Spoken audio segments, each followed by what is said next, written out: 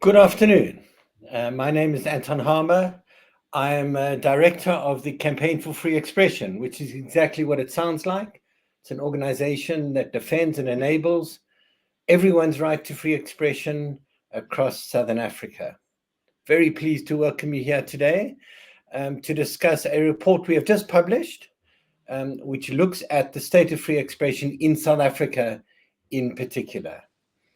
I've got an excellent panel lined up to discuss this. I have the compiler of the report, Alan Finley.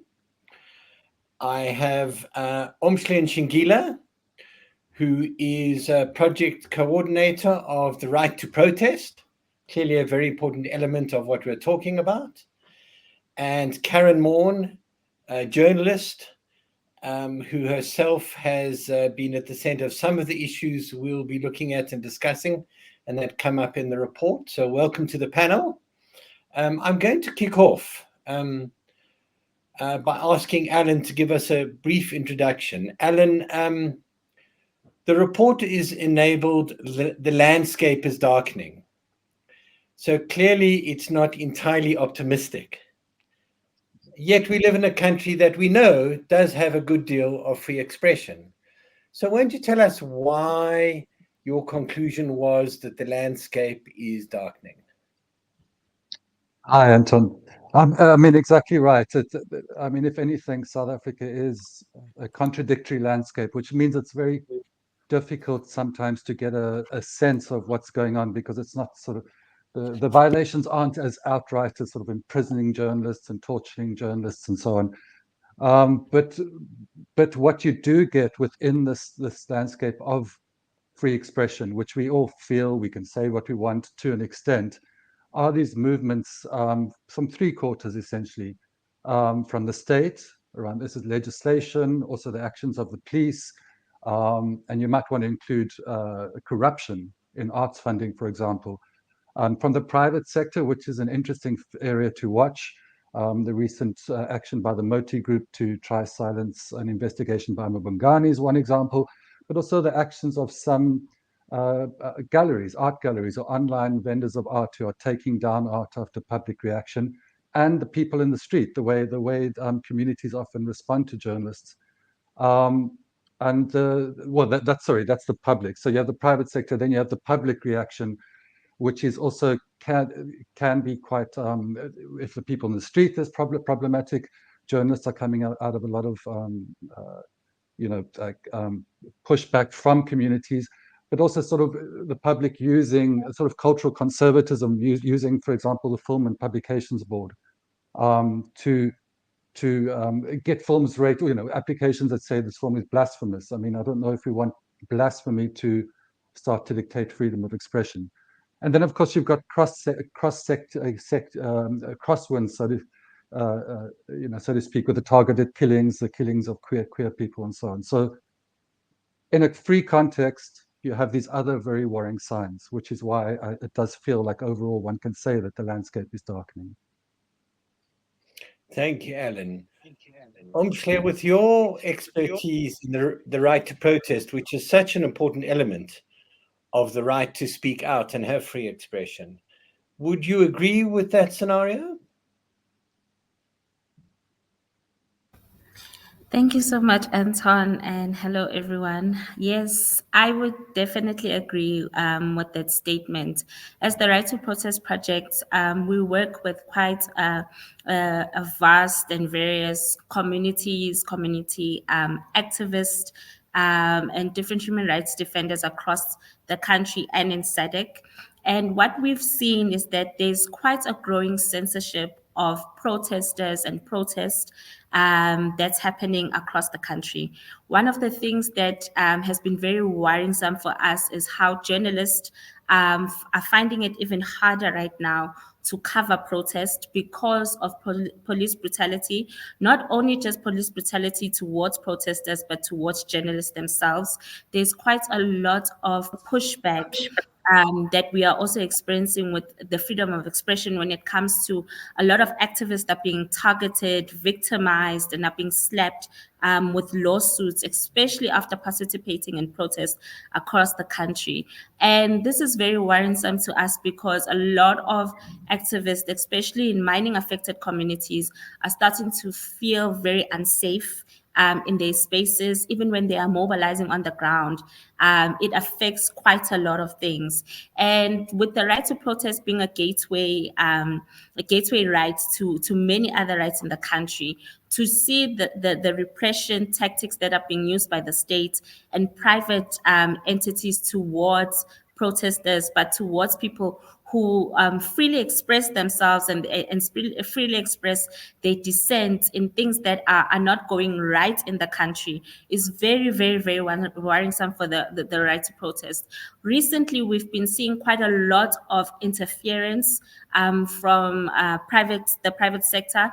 Private security companies constantly kidnapping and unlawfully arresting activists, especially those activists who consistently voice out their dissent about the state or private companies in their communities. So I would say that we are headed in quite a dark time for activists, journalists, for civil society organizations, and it really is an issue if we work in silos when it comes to surveillance, when it comes to protecting ourselves as people who defend the law, but who defend human rights as well and document these stories. So I would say that the space it's very intimidating, but it's also puts our democracy under threat in the current state of freedom of expression. Thank you. That's a very valuable input. The report highlights attacks on individual or groups of journalists, harassment, attacks online, face to face. Karen, you've been a particular target of such harassment and attacks. Why don't you talk a little about your experience and the impact it has had on you and your capacity to do your work? Well, first of all, I want to say that, I'm extremely grateful that I work in an organization that takes these kind of issues seriously, but also that it has the resources to provide me with legal protection and assistance, because I think that the reality is that, as our right to protest colleague has pointed out, that when people are, in poorer communities, which is the majority of South Africa's population, journalists who are covering in rural communities are not as empowered as I am, and I'm extremely aware of that. But essentially what happened was that the former president, Jacob Zuma, launched a private prosecution against myself and advocate Billy Downer, of course, is the NPA advocate who is pursuing the arms deal corruption case against him. And essentially he argued that we should face 15 years in prison over what he contested was a violation of the NPA Act, which has never been prosecuted before. And this was in relation to the sharing of court papers which were filed by the state and by his own lawyers.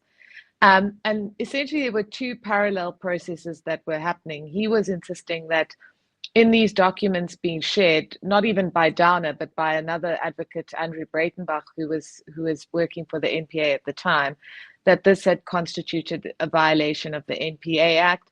And he also claimed that the information which had been submitted by his lawyers contained his confidential medical information. And that set ablaze a kind of torrent of social media abuse and harassment, a lot of death threats, which is typically the case with female journalists, unfortunately, a lot of threats of sexual violence, a lot of very targeted harassment, and then a great deal of misinformation, false claims, in other contexts that, for instance, even as a type 1 diabetic who's never drank alcohol in her life, I was an alcoholic. I drove a 3 million rand car. I lived in Brighton. Like, there was just a torrent of abuse, which was ultimately essentially targeted at delegitimizing my voice as a journalist. And ultimately, the courts in 4 different judgments have essentially found that private prosecution was an abusive process, and essentially, as was argued, was a slap suit. And it was designed to not only silence me from reporting on the former president's trial, but also to scare other journalists away from reporting on politically powerful individuals. And I think that's the greater context that we should all be concerned about, that the levels of social media harassment and threats against journalists are increasing to such a degree that a lot of the younger journalists, I think, or journalists across all fields, but particularly women, may be more circumspect about reporting on powerful people because of the kind of very public abuse, targeting, and harassment that they may face. Thank you. It's interesting that a number of you have pointed to the private sector, because we often focus on the state and legislation and police and those authorities and the impact they have on free expression. But you've pointed to the role of the private sector, either in using the law, not to defend our free expression, but to attack us and put us under pressure, what we call slap suits. And in other ways, Alan referred to art galleries, Omschler referred to kidnappings, security companies also being involved. So is this a trend we're seeing generally, Alan, that there's greater activity in this arena, not just from the state, but from the private sector or elements of the private sector? I think you would have to say elements, because with all of these, there is this kind of, in some instances, yes, but I would definitely say elements. The thing also to watch out for is, look, with the galleries and that, in these incidents, basically it's galleries being swayed by public opinion, which is problematic, because with freedom of expression you have to have a very firm idea of what's right and what's, where the line is that you think it needs to be held, and particularly when you're working in the arts, for example. But one thing that we didn't deal much with in the report, and I think will become more prominent, is the role of international platforms, for example, the Facebooks and Twitters and so on, with content takedowns, because basically what that's doing is allowing foreign private sector companies to determine the human rights field in a local jurisdiction. So that will become a future problem. But in general, the private sector, has it ever really liked freedom of expression? In many ways, I suppose I would have to exclude the media in this, but that would be the general response around that. Yeah. The big platforms you're referring to, let's just be clear what we mean by takedowns. I think what you refer to here is a phenomenon where a company, for example, or an individual complains about something said online about them. and complains to the platform, often suggesting that not just that it's false, but that it's plagiarized or something like that, and pushing the platform to take it down and take it off air. Am I right? That's right. But I mean, there's also ways of moderating content through algorithms and so on that they're developing. And um, the problem with that is, of course, that algorithms aren't specific to the nuances of countries, and they tend to have various biases built into them. And you can, in that way, the platforms can exclude or downgrade content. So there's different forms of, yeah, it's a very broad term, content takedowns, but specific content takedowns would be through a complaints procedure of some sort. Or the platforms might decide certain content is not it shouldn't be on their platform beforehand. I mean, I think we've seen some of that with the Israeli-Palestinian conflict that's going on in the States. But Alan, we seem to have a bit of a contradiction here. On the one hand, we're worried about harassment, online harassment, and the platforms allowing journalists, for example, to be given terrible treatment on their platforms in ways that affect their capacity to do their work. On the other hand, you're worried about platforms taking stuff down. Karen, is there a contradiction here? I think it's just about who in the particular situation has power, right? So, if your ultimate impetus is to generate advertising, which I would argue is one of the ultimate impetuses of a platform like, for instance, Facebook, and to some degree, X, though Elon Musk, Twitter, though Elon Musk has recently denied that. There is, a corporate where it's a vast ocean of human beings, and there's a lot of money, and there's a commercial imperative. I think there's more of a prioritization of those kind of complaints and concerns because they have a distinct bottom line implication for those platforms. But what's interesting, of course, is that, the untold question, of course, is how much hatred oftentimes fuels engagements on these platforms. And I think that, particularly with my experience, we've had complaints. I've been threatened with, I've been told I'd be raped in prison when I went to prison for this alleged violation of the NPA Act. That wasn't seen as being a threat or a violation. So many people have reported a lot of tweets in relation to me, and Twitter's essentially, or X has essentially said this doesn't constitute a violation. And on the other hand, as opposed to a powerful corporation, myself and the other female colleagues, the other colleagues who experience this kind of thing, we're just one person. And it's I think the experience of a corporate experiencing a kind of corporate takedown, as it were, is a very different experience to a single journalist who is essentially just trying to do a job and then getting faced with this barrage of quite psychologically debilitating abuse, which, from the experiences of other colleagues, has often translated into people actually even telling them, well, we know where you are. Or in the case of certain NGOs, which, activists in those spaces are also very, very painfully targeted, having tweets about, well, we know where you pick your child up, and we'll harm you and your child because you are involved in specific litigation. So I think there is a disequilibrium there, but it's ultimately about the disequilibrium and imbalance that exists in most capitalist societies, I would argue. Well, you point to issues of inequality. Yeah. Alan does deal with in the report, and which impact on people's capacity to express themselves. Omshle, you deal a lot with I suppose that front line, ordinary people who are trying to be heard, trying to have a say, who may not have the platforms that people like us have, and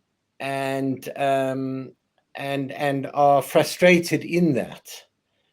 Talk to us a bit more about that inequality of access, that inequality of treatment, and how it affects people's right to speak out.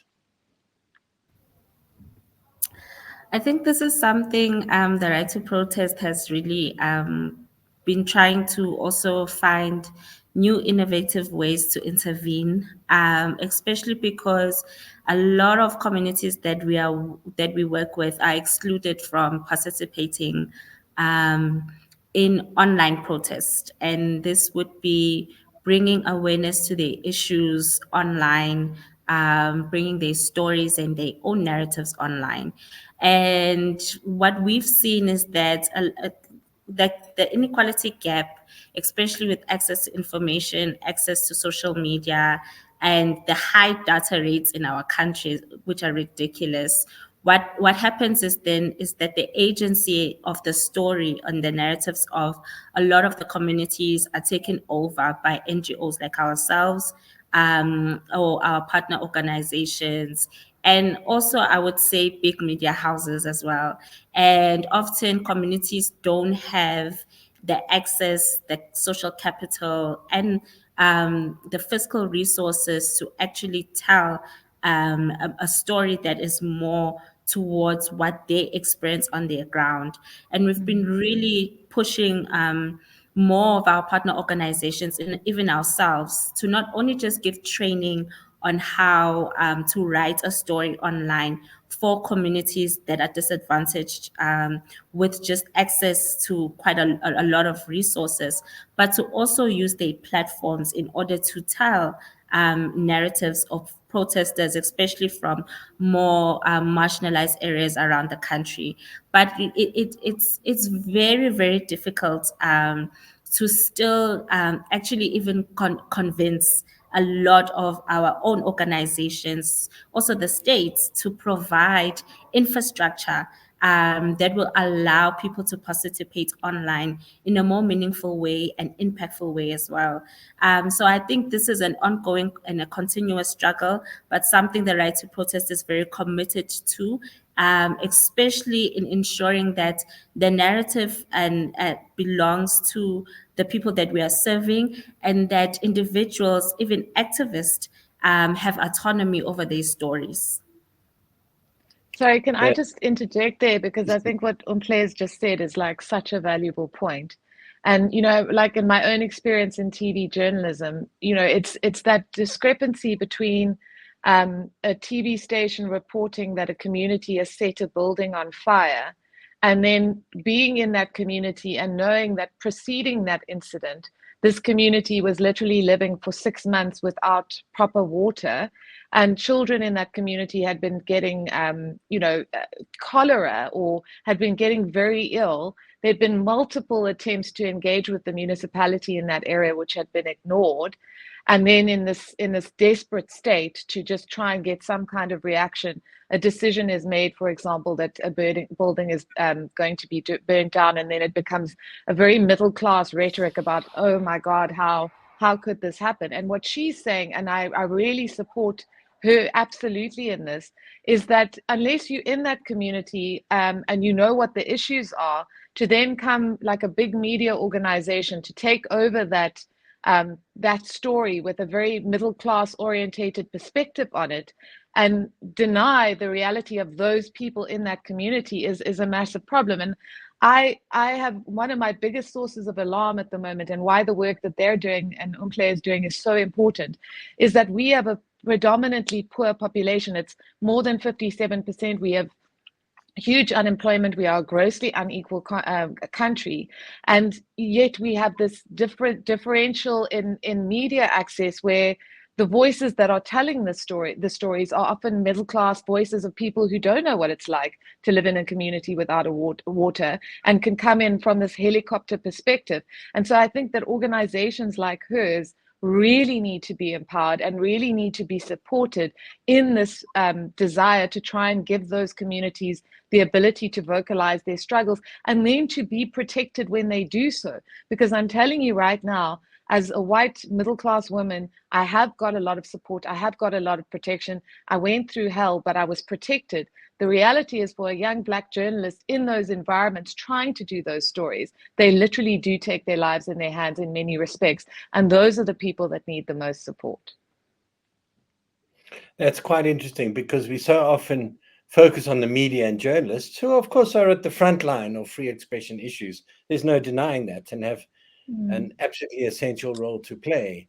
But it sometimes neglects the ordinary people who struggle to be heard and have their say. And in a country like ours, where there's great inequality, this is a very fundamental issue, isn't it? Yeah, absolutely. You referred, I think, to the cost of data, because the great hope of the internet was that it would give everyone access to the world, was it not? Yes, yes. But here we, Yeah. where many people don't have access because of the cost. And this is why we say that constantly activists are excluded from conversations, especially public debate. And it's as if like these communities don't have anything to say. But if you were to be in a protest and just engage with people, you can really hear that there's so much more that communities have to say. There's so much more that even communities have solutions to, only if they just had the resources to be listened to. And with data cost, it's absolutely ridiculous that most of our budgets, as well as NGOs like ourselves, go to buying data for communities so that we can interact with them, so that we can know what's happening in their communities in regards to their safety, when they're protesting, if they're being harassed by police or private security companies, or even if they're being harassed by the municipality and politicians around the area. It's constantly worrying to know that an activist who's at risk in our country, you're trying to call them, you can't find them because the network is down due to infrastructure, due to load shedding, due to not having data. It's constantly it's very, very frustrating, and you constantly in a state of anxiety and worry. And what more me, if I'm just a coordinator, what more an activist who can't reach me because of these certain challenges. And at that time, they really need help. And it's only just like a few minutes where you have with an activist before they get arrested or they get kidnapped by private security companies. And you have to really constantly have to use the networks, even driving as Black young women, because it's just two of us in our organization, the attorney and myself, who have to drive long hours out in the outskirts of South Africa to find an activist who apparently got arrested, but we can't find the station commander of where they got arrested. No one is giving us answers. Their phones are not being answered, not because they don't want to make contact, but it's just little things like that that change the landscape of activism and also how we operate with activists as well. Thank you very much. Karen, I know you have to leave this gathering, and if we could force you to stay, we would. But if we were in the room together, we'd lock the door, but we can't. Karen, would you like to highlight anything before you leave?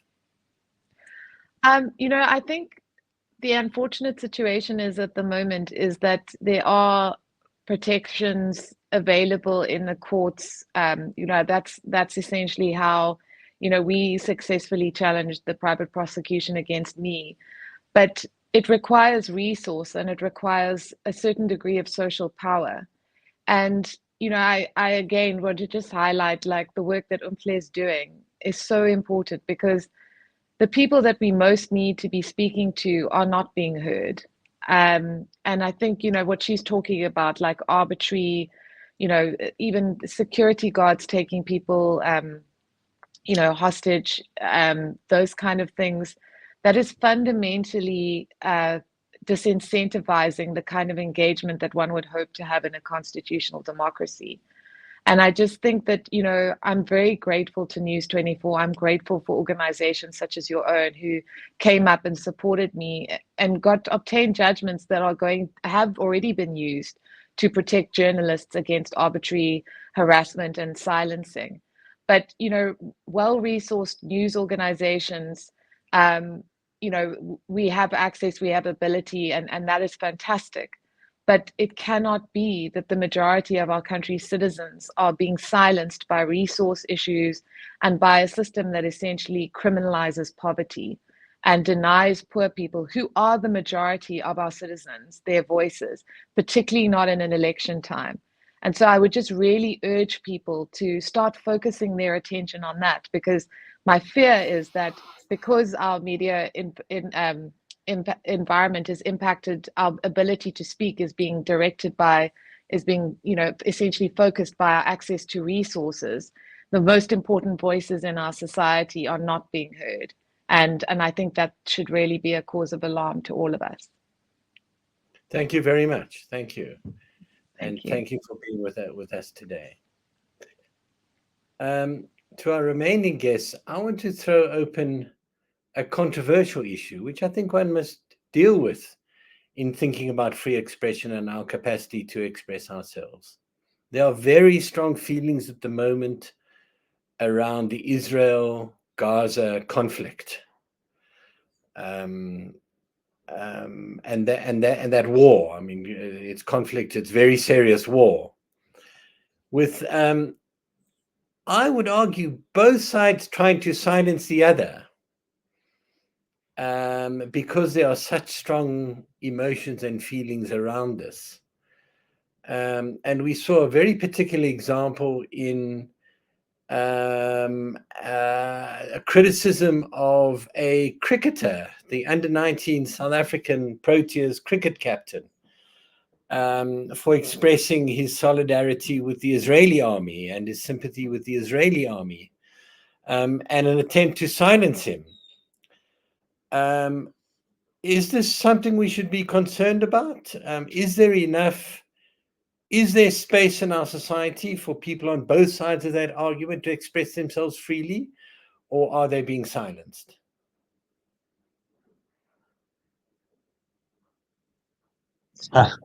We obviously deal with that one.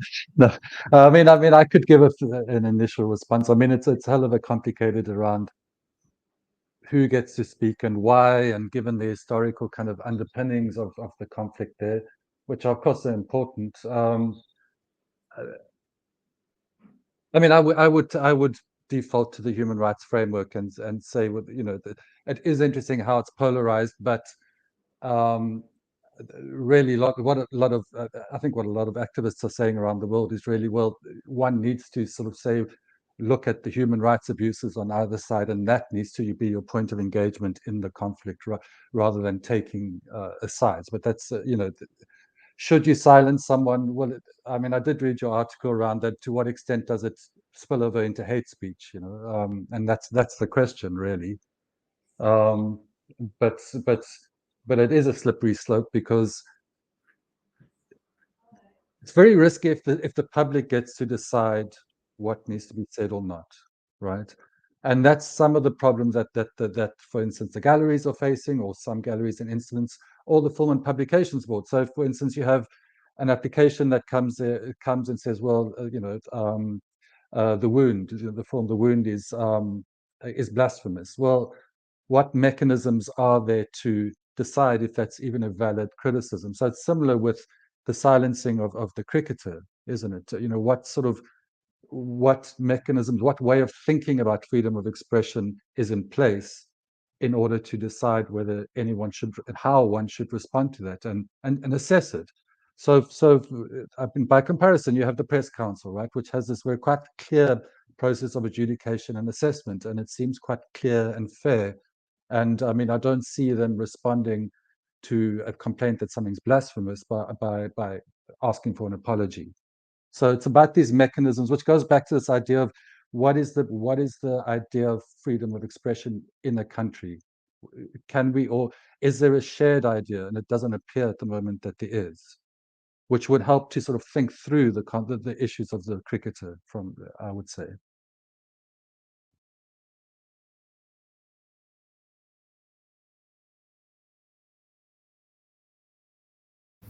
Oh, Sorry, I was muted. I was saying, you want to add anything? Are you a cricket fan? no, unfortunately, I'm not a big cricket fan. But just taking from what Ellen has talked about is that there is an issue with not having a shared view of what freedom of expression is. And this is then when the lines become a little bit blurred. Also, even within our constitution, even the act that governs like protest and the right to protest, the RGA, hate speech during protest is not also very clear. And I think to add to your previous question and just tying it in is that we do believe at the right to protest that there's always room for differing opinions. And differing opinions does not need to equal harm. So I think we just don't have an environment where differing opinions can be threshed out, and can also two sides can sit in one room and have like a constructive, robust debate about certain topics, especially pertaining to the topics that we find in the Israeli-Palestine war. So it's no different. I don't want us to think that what's happening at that far away is very different to topics that also currently exist in our own country, especially when it comes to topics of land. Also, they are very, very differing opinions, but there's no space to thresh out or to talk about those differing opinions without causing harm to the other side. So I think it's just that finding middle ground, but it's hard to find middle ground when human rights are also being violated at the same time. Yeah. Yeah, we have a good deal of free expression. We're a noisy society. But that means we're not always listening to each other.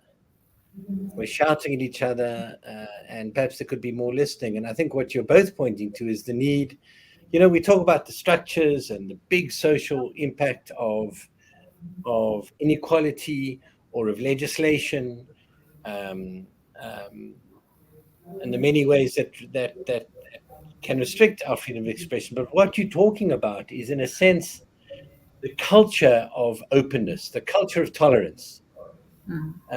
You're pointing out, I think, the fact that what we don't have is a shared view, that I might not like what you say. In fact, what you say may even hurt and upset, and cause me pain and distress. But that doesn't deny your right to say it.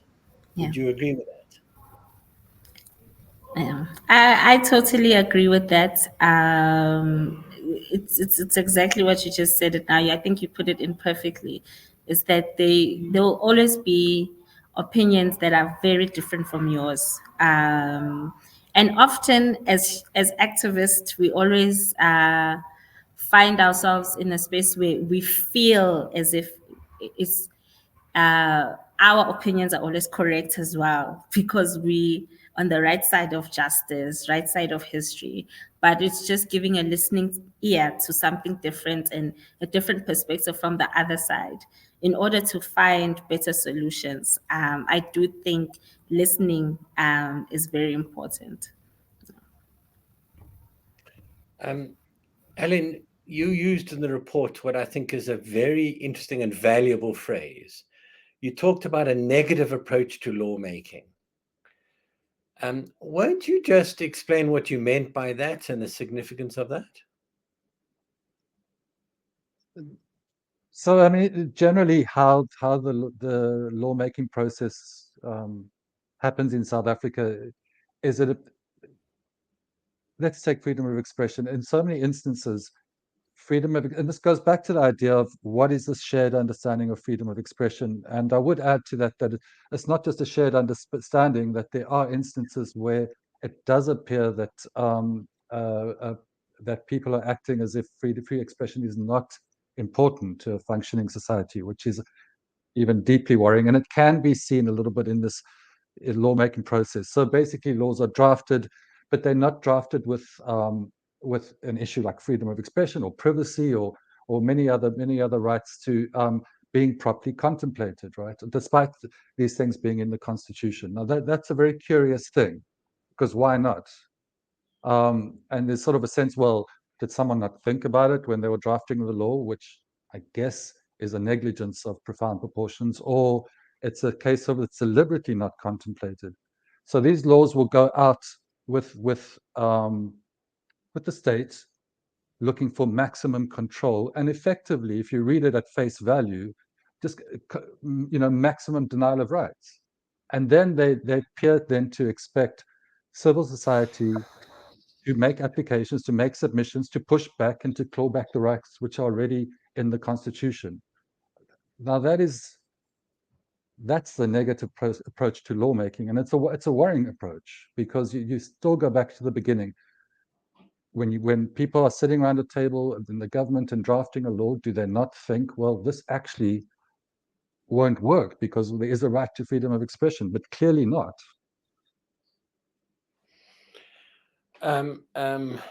Yes, I wrote a piece. I'm dealing at the moment in my organization with 4 bills before Parliament that impact on freedom of speech, and which demonstrate exactly what you're saying, Alan, which they seem to be thrown together with little concern for our constitutional rights, and done on the expectation that organizations like ours will go forward, will push back, will tell them where it's unconstitutional, and they will make some fixes before passing it into law in order to try and get it through. And that's a negative process, rather than them trying to start with a law that matches the Constitution.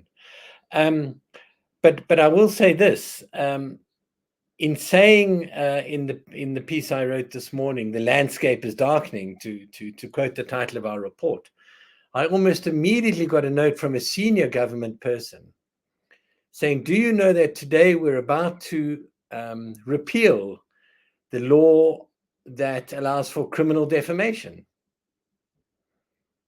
And just to explain, criminal defamation means that instead of me suing you because you've defamed me, it allows the state to treat you as a criminal because you've defamed someone, and potentially send you to prison and make it a criminal offense.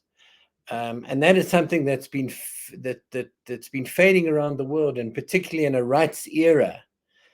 It's clearly in contravention of our Constitution. So I did apologize and say, actually, you've been talking about repealing this for so long. I hadn't noticed that, in fact, it was voted on yesterday and finally done. Well done. It only took 30 years under the Constitution to do it, but well done.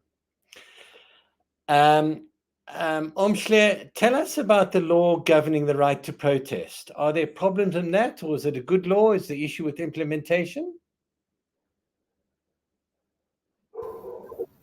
I think you, Ellen, also touched on this in the reports around the Regulations Gatherings Act, and also just, the negative lawmaking implementation when it comes to it.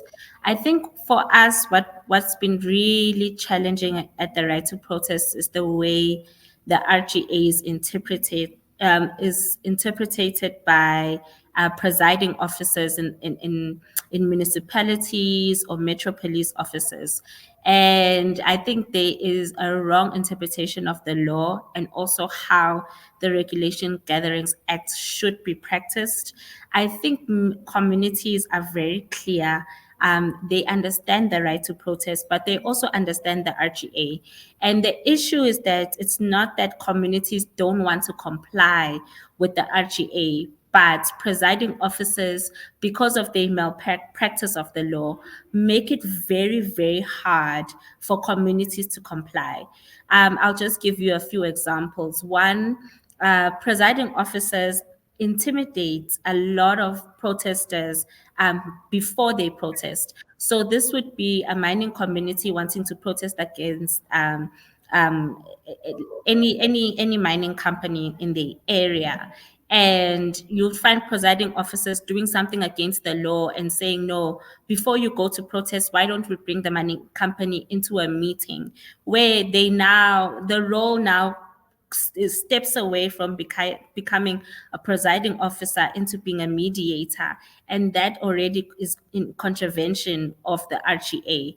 Another example would really be in the sense that giving notice for a protest is very simple in some cities. I would say one of the best cities that really know how to govern the Regulations Gatherings Act is in the city of Tshwane with the Metro Police Department. They do a fantastic job. But you come to Johannesburg, where the service is really terrible.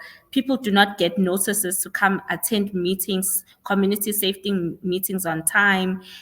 Presiding officers are often very rude. They don't explain things to community members. And the fact that it's far, and they still expect community members to travel from wherever they live around Johannesburg to the offices to come hand in a physical copy of the notice form, which is also, it's time consuming, it wastes people's resources, and there's just quite a lot of problems with the implementation of the Regulations Gatherings Act.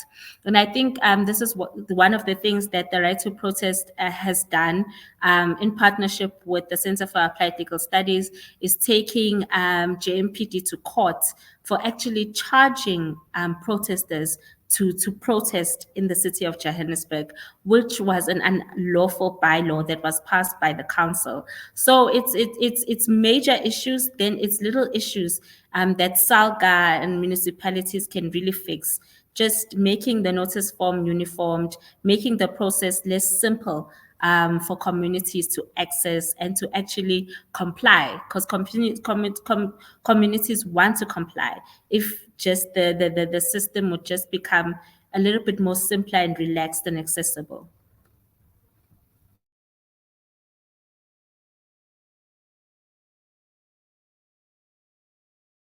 You're muted, man, Anton. Sorry. It sounds like a deliberate process you're pointing to of some municipalities to make it as difficult as possible for individuals to apply for and follow the proper process in order to exercise their right to protest. Would you agree with that? Definitely, I'll definitely agree with that, and I'll go as far as saying that there's a new issue that we, as the Right to Protest, are dealing with and are facing on the ground, and we suspect that it's because also of the upcoming elections next year, or the road to elections, where there's national instruction that now displaces protest from national key points, from embassies, from courthouses, and also national instruction that even makes it harder for communities to apply to get like permits to protest. And there's quite a lot of prohibition of protest as well, and it's very deliberate, because what it does is that it discourages people from protesting. It discourages people from participating in the civic space, and it also delegitimizes protest action whilst in the process of even applying to protest. So there's quite a lot of villainizing of protesters that's happening also in the media, in the way government speaks about protesters. And in the way private entities also speak about protesters. So coupled with this National Instruction Act, it's becoming even more difficult for protesters to mobilize for protest, or even to be allowed to protest at particular spaces, public spaces in South Africa. Anton, if I can just please. drop in there quickly is, I mean, Omkle's mentioned the media a couple of times, and I mean, I think it's important we don't let the media off the hook, despite all the good work, clearly, that the people like Karen and so on are doing.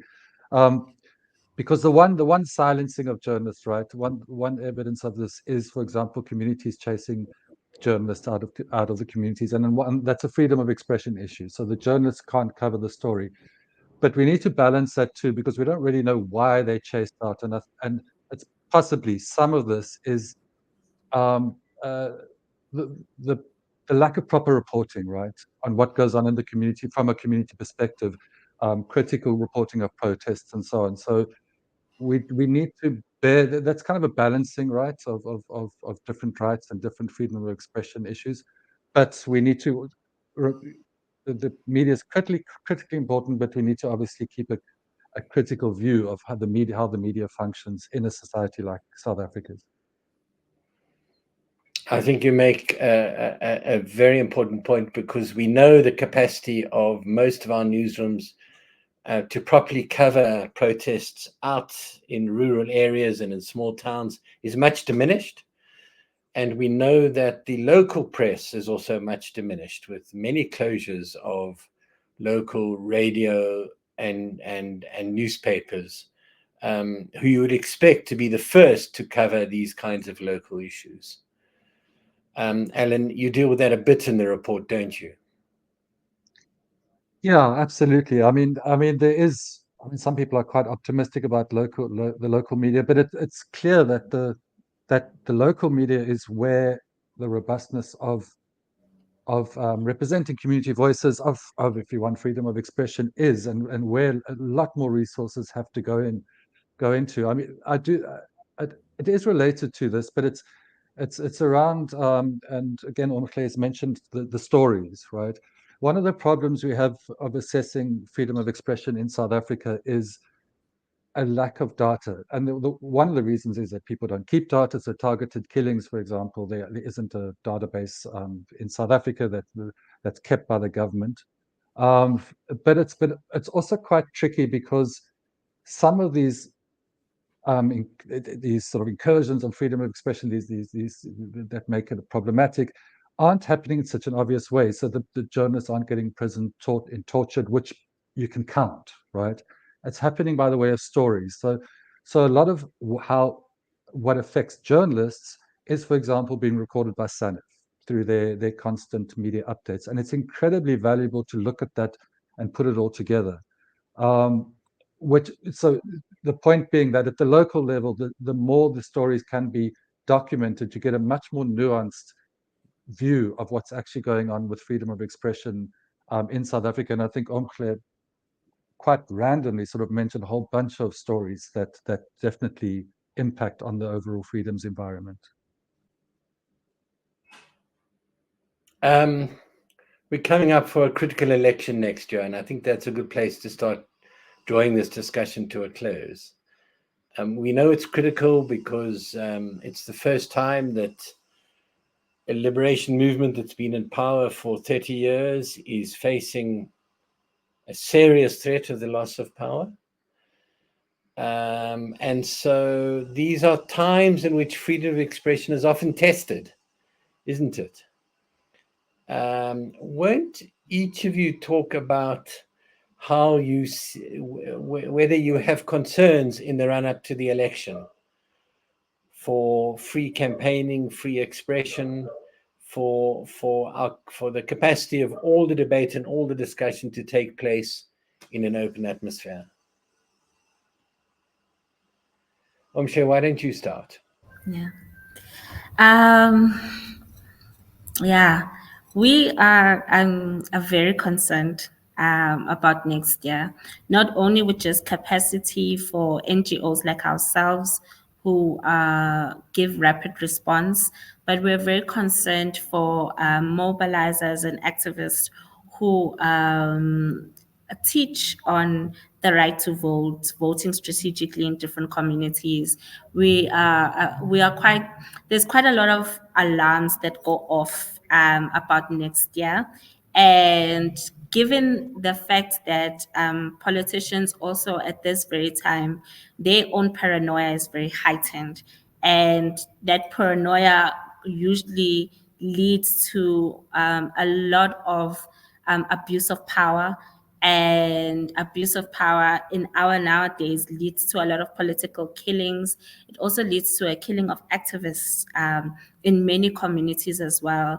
And I think a lot of our coalition and coalition members are very are very concerned about that sort of violence reoccurring next year, and and more police brutality and private security brutality happening leading up towards elections during protest action, to kind of clamp down on the narrative that there is a lot of political instability in the country as well. And I think for us, we are working towards ensuring that our monitoring and evaluation systems are put in place to ensure that we know where certain brutality is being heightened, and how best we can give rapid response to those communities, or how best we can even collaborate with organizations such as Campaign for Free Expression to ensure that there's the narratives of those communities and any violation or repression tactics that are happening around the country leading up to elections are documented from the perspective of community. So I think leading up to elections, there's quite a lot of concerns, but there's quite a lot of work being done by civil society organizations to ensure the legitimacy of our elections next year, but also just protect activism on the ground as elections and the activities around elections also happen. Very interesting. Thank you. Alan, would you give us your perspective of how things look for the elections? I mean, I think my concern would be mostly around the role of the media in the elections. And I mean, I think you can see more and more that there is a tendency for a sort of polarization or ideological bias to be quite surfaced in some publications and so on. And I think maybe it's just and past coverage has also shown that often key election issues get low coverage. It's very strange, like unemployment, for example, won't get that much airtime. It's this work by the media monitoring Africa.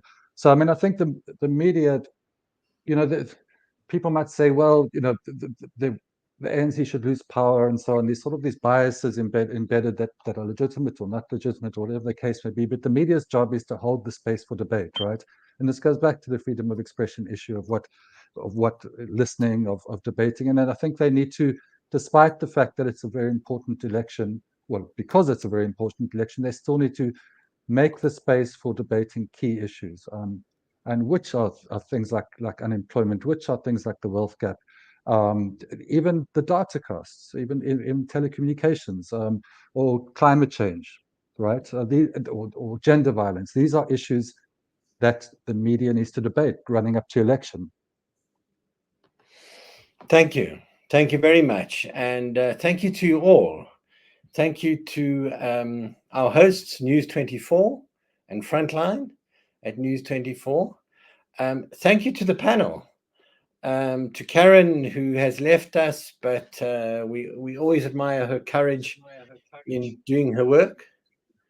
And thank you to Alan for the research, which was a lot of hard and I think very valuable work, and Omshle for the important work you do on the ground in defending people's right to express themselves. Thank you to our audience. You can find and download the full report at www.freeexpression.org.za. I have put that address up in the chat for anyone who wants it. Thank you very much, and good afternoon.